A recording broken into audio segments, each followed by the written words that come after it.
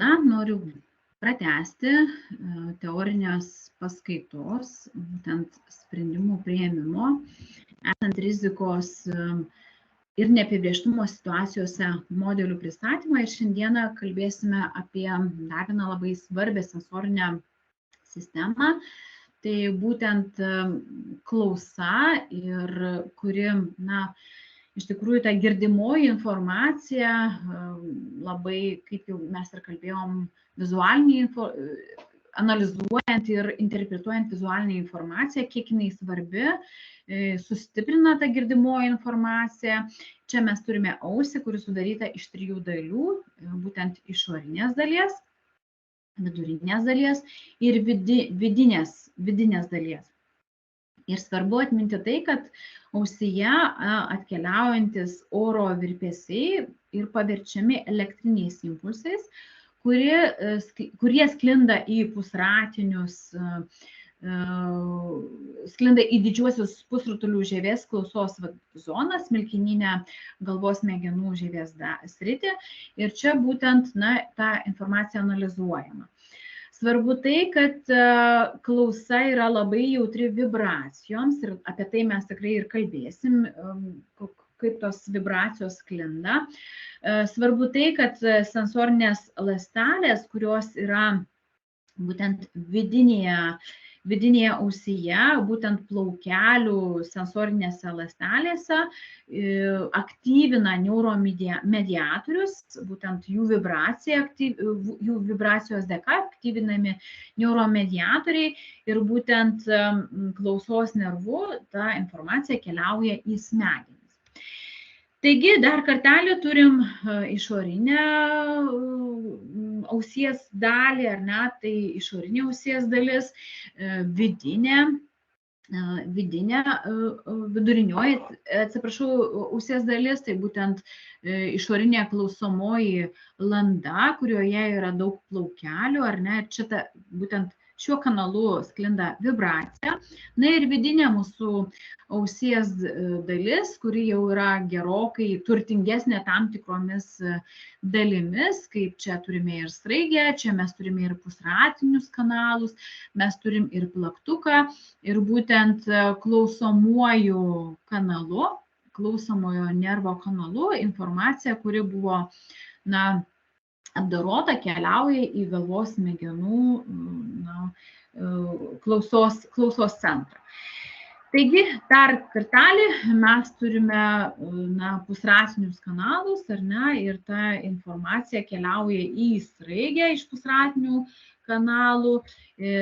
Būtent, kaip ir aš minėjau, kad vibracijos srautai susidaro, ar ne, vibracijos srautai, ir būtent tam tikrų receptorių, tai yra būtent plaukelių receptorių pagalba, ta vibracija sklinda ir taip keliauja į klausos nervą, ar ne. Tai matote, čia begalė daug receptorių, kurie dalyvauja su neuromediatoriais, kad ta informacija būtų teisingai pateikta. Ir matote paveikslėlėje, būtent neuromediatoriai bendrauja su klausos nervu, perdodant esančią informaciją. O būtent sraigėje susidaro virpesiai, kurie sustiprina tos informacijos padavimo kelią, srautus, taip sakykime. Taigi, būtent ta garsinė medžiaga apdorojama pirminėme klausos kelyje ir perdodama iš sraigės į klausos žievę. Ir čia vėlgi žievėje galvos smegenyse, atsiprašau, mes turime gumburą, kuris tą informaciją integruoja, paskirsto, kur ir kaip jinai yra perdodama. Būtent jeigu yra labai svarbu, kad būtų sudaryta motorinė reakcija, ar ne, pavyzdžiui, balsos atsakas, tai ta informacija keliauja į kalbos zoną, ar ne, į kalbos zoną, tam, kad būtų integruotas liežuvis kaip raumuo ir keliautų signalas į liežuvį raumenį. Ne? Tačiau dar svarbu tai, kad iš tikrųjų tas pirminis kelionės sustojimas atliekamas smegenų kamiene, kur čia signalas apdorojamas, būtent jo trukmė, intensyvumas, dažnis, būtent čia yra dekoduojamas. Na ir gumburas vėl dar kartą dalyvauja tame paskirstime tos visos informacijos. Tai iš principo, apie ką mes kalbam, jeigu mes kalbam apie smilkininę dalį, tai garsinė informacija būtent šioje klausos centras lokalizuojasi čia. Mes turime kalbos centrą šioje smilkininės dalyje, ar ne? Ir būtent Broca centrą mes irgi kalbėjome praeitose paskaitose, kurie atsakinga už kalbinės informacijos analizavimą. Ir turime galvos smegenų kamieną, kuris tą intensyvumą įvertina, kiek ta informacija yra intensyvi, trukmė, ir čia būtent tas dekodavimas šios informacijos vyksta, o gumburas, kaip matote, paskirsto informaciją, kur jai toliau keliauti, ar ne? Tai turi būti sudaryta dar kartelį motorinė kažkokia programa, jungtas liežuvis kaip kalba, ar ne? Ar kaip tik atsakas kažkoksai, tai pakelti ranką, dar kažkaip tai atliepti, sureaguoti. Ne?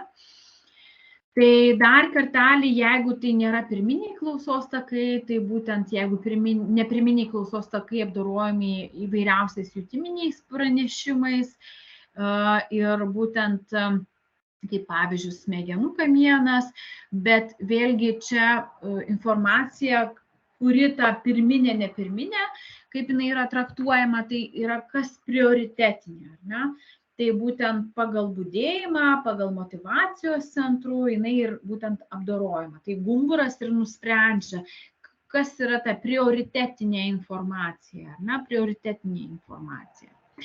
Toliau trumpai pristatysiu, kad mes turim skonio pojūčio sistemą, tai būtent skonio receptoriai, kurie lokalizuojasi liežuvėje, mes jų turime labai daug ir čia būtent sudirgina skonio receptorius, kurie tirpsta vandenyje, seilėse, ar ne?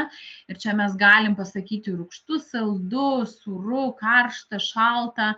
Įdomu tai, kad pavyzdžiui mes turim įgimtą pamėgimą saldumui, sūrumui, kartumui ir gali būti tai nuodai.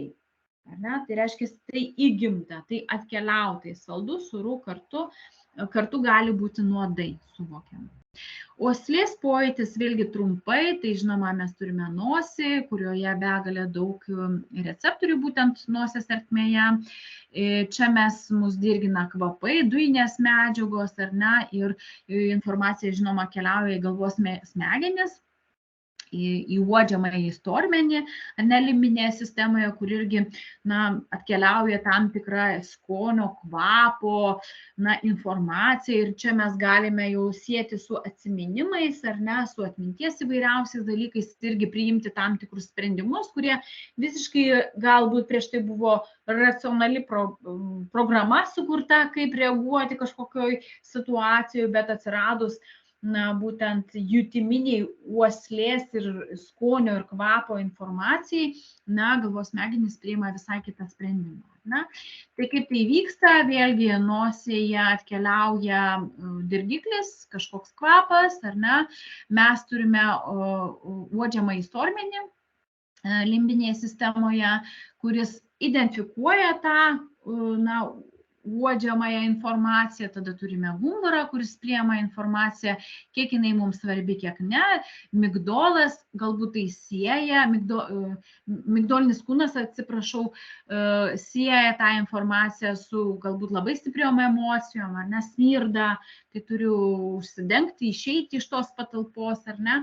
Ir toliau, žinoma, kuriama tolesnė informacija, kur gumburas paskirsto, jeigu išeiti, galbūt čia motorinė kažkokia tai bus programa sukurta, ar ne, kad įaktyvinti, pasiųsti signalus, būtent momeniniai skilčiai, kuris sukurtų motorinę programą. Tai ką, ačiū uždėmesi šiandieną tiek, kalbant apie būtent tematiką, kaip tie mūsų įvairiausi sprendimai gali būti įtakoti visiškai tam tikrų situacijų, ar ne, tam tikrų situacijų.